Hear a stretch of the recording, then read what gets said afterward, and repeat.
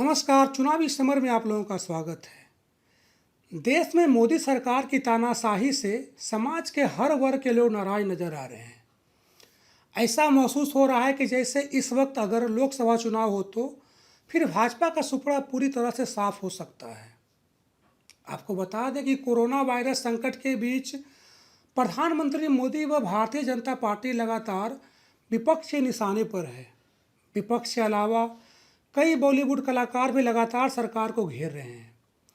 वहीं corona virus के बीच फैली अव्यवस्था को लेकर कई रिटायर्ड आईएएस ऑफिसर भी प्रधानमंत्री नरेंद्र मोदी के खिलाफ लगातार हमलावर नजर आ रहे हैं। दरअसल कई रिटायर्ड आईएएस अधिकारियों ने पीएम नरेंद्र मोदी पर अहंकार दिखाने का आरोप लगाया है। साथ ही उन्हें सलाह भी दी है कि पीएम को एक बरगद की पेड़ की तरह सबको साथ लेकर चलना चाहिए। अधिकारियों ने प्रधानमंत्री मोदी पर तंज कसते हुए कहा कि प्रधानमंत्री पहले देश का होता है, बाद में पार्टी का। पर भारत में उल्टा है। यहाँ प्रधानमंत्री का हर एक्शन पार्टी और चुनाव के इर्द गिर्द घूमता है, तो देश व लोग तो गौन हो ही जाएंगे। अधिकारियों ने कहा कि प्रधानमंत्री को बरगद के पेड़ की तरह सभी मुख्यमंत्रियों को अपनी छत्र छाया में साथ लेकर चलना होगा और कोऑपरेटिव फेडरलिज्म तभी सफल हो सकता है।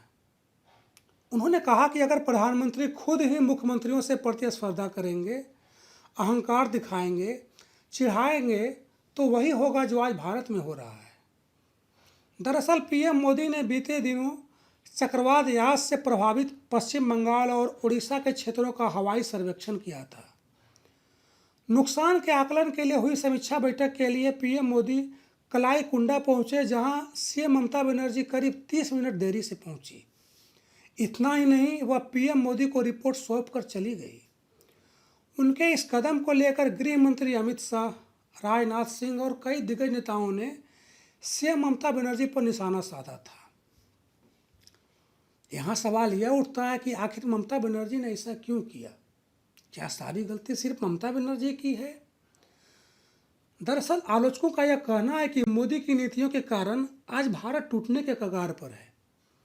हालांकि भारत मानचित्र पर तो एकजुट है, लेकिन सरकार की नीतियों के कारण कई राज्य एक दूसरे को अपना विरोधी समझ रहे हैं, तो कुछ राज्य केंद्र को अपना विरोधी समझ रहे हैं, जिसकी वजह से रिटायर्ड आईएएस ऑफिसर ने मोदी को नसीहत दी है कि वह भाजपा नेता से ज़्यादा देश का प्रधानमंत्री बने, तभी भारत तरक्की की राह पर आगे बढ़ पाएगा।